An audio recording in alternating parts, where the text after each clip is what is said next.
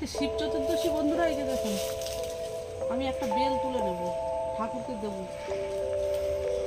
ডাল শুদ্ধ ভেঙে নি, শিবের বেল পাতাও লাগবে, আর এই যে শ্রীফল বা বেল, এই যে শিব চতুর্দশীতে লাগবে। আমার গাছ থেকে পাড়া, ওই যে দেখুন ওই যে হয়েছে, কত হয়েছিল সব ঝরে পড়ে গেছে।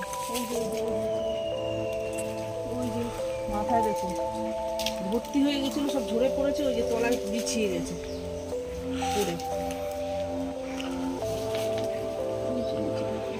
ওই দেখুন গাছতলায় পড়ে বিছিয়ে আছে, প্রচুর বেল হয়েছিল, সব ঝরে পড়ে গেছে। এটা নিয়ে আমি ঠাকুরকে দেব।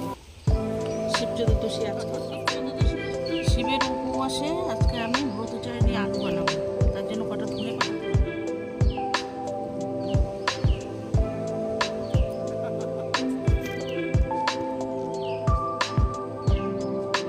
নমস্কার বন্ধুরা, আমি অনিমা। আমার পঞ্চরঞ্জন ব্লগ চ্যানেলে আপনাদের সবাইকে স্বাগত। আজকে আমি করব ব্রতচারিণী আলু। যে কোনো ব্রতে আপনারা এইভাবে করে খেতে পারবেন।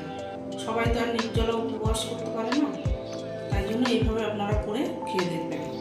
পেটও ভরবে, আর নিরামিষ সেটা খুবই উপকারী। এখানে সেদ্ধ আলু আছে, একটা সেদ্ধ আলু নিয়েছি, পনির নিয়েছি, আর এখানে শসা কুচানো আছে, সেদ্ধ ছোলা আছে, ধনে পাতা কুচানো আছে, আম আদা আছে। আপনারা এমনি আদাও দিতে পারেন, যাদের আম আদা আছে আম আদা দেবেন, সেন্টটা খুব ভালো হয়। আমি এখানে আম আদা নিয়েছি, আমার বাগান থেকে তুলেছি আম আদা। আর এই যে কাঁচা পাকা লঙ্কা কুচানো আছে। আরও যা যা লাগবে আমি দেখাচ্ছি। এখন ফ্রাইং প্যানটা বসিয়ে দিয়েছি। এবার আমি দিয়ে দেবো একটু ঘি, পরিমাণ মতো। এটা ঘি দিয়ে করতে হবে, এখানে তেল ব্যবহার করবো না। ঘি দেওয়া হয়ে গেছে, ঘিটা গরম হয়ে গেছে। এবার দিয়ে দেবো জিরে ফোড়ন। জিরেটা একটু বেশি পরিমাণে দিতে হবে, জিরে ফোড়নটা একটু হবে।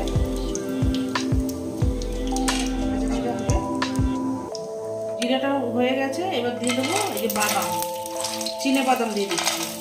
শুকনো খোলায় ভেজে নিয়ে তারপরে আবার একটু জিরের উপর দিয়ে দিয়েছি, ঘিয়ের উপরে। পনিরের টুকরো, পনিরটাকে দিয়ে দিচ্ছি। পনিরটাকে একটু নাড়াচাড়া করে নেবো, একটু সামান্য লাল লাল হলে, বা এমনি দিতেও পারেন পনির আপনারা। আমি একটু সামান্য লাল লাল করে ভেজে দিচ্ছি, হালকা রং ধরলেই তুলে নেবো। একটা হালকা রং ধরে গেছে, এবার দিয়ে দেবো সেদ্ধ আলু। একটা সেদ্ধ আলুকে টুকরো করে নিয়েছি, দিয়ে দেবো কুচনো কাঁচা পাকা লঙ্কা।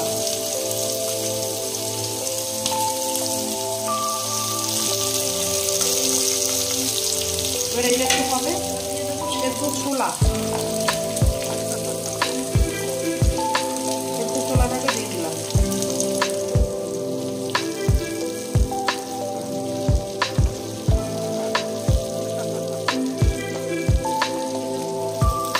এটা বন্ধুরা উপবাসের দিনে আপনারা খেতে পারেন, খুব স্বাস্থ্যকর এবং খুব সুস্বাদু।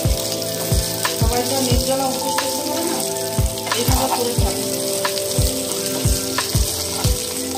সন্ধক লবণ, এই যে দেখুন সন্ধক লবণ দিচ্ছি। রেগুলার লবণ নয়, বিট লবণ নয়, সন্ধক লবণ, যেটা আমাদের পুজো পার্বণে লাগে। পরিমাণ মতো সন্ধক লবণ দিয়ে দিলাম। খুব ভালো করে খেয়ে নেব। আম আদা, এই যে দেখুন আম আদা, আপনারা রেগুলার আদাও দিতে পারেন। আমি আম আদা দিচ্ছি। আম আদা দিলে সেন্টটা খুব ভালো হয়, খেতে খুব ভালো করে মিশিয়ে দেবো।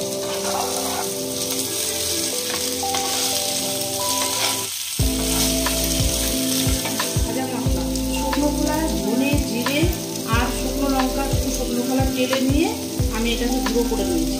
এই ভাজা মশলাটাকে দিয়ে দিচ্ছি, এটাকে ভালো করে মিশিয়ে দিচ্ছি। এবার আমি গ্যাসটাকে অফ করে দেবো, দিয়ে বাদ বাকি সব মিশিয়ে দেবো। ভালো করে মিশিয়ে নিলাম,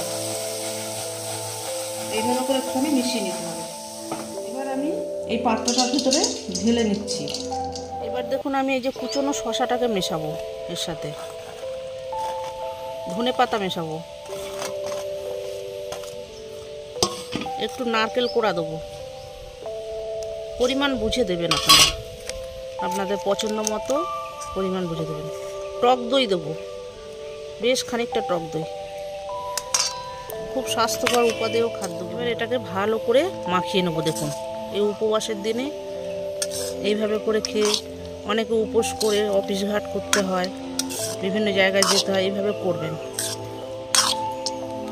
আর এখন সবাই রুগী লোক, সুগার, প্রেশার, সবাই নির্জলা উপোস থাকতে পারে না। এইভাবে করবেন, করে খাবেন, দারুণ সুস্বাদু হয় এবং পেটও ভরবে উপবাসের দিনে। এবার আরেকটু ভাজা মশলা দিয়ে দেবো উপর থেকে। রেডি হয়ে গেল আমার ব্রত চাটনি আলু। কলা সেদ্ধ দিয়ে দিচ্ছি। আমার রেডি হয়ে গেছে ব্রত চাটনি আলু। এইভাবে উপবাসের দিন আপনারা বাড়িতে বানাবেন, বানিয়ে করে খেয়ে আমাকে কমেন্ট করে জানাবেন। এরকম নিত্য নতুন ভিডিও পেতে আমার চ্যানেলটির সঙ্গে থাকবেন, সাবস্ক্রাইব করবেন, লাইক করবেন, প্রচুর শেয়ার করবেন। নেক্সট ভিডিও আসার অপেক্ষায় থাকবেন। ততক্ষণ আপনারা সবাই সুস্থ থাকুন।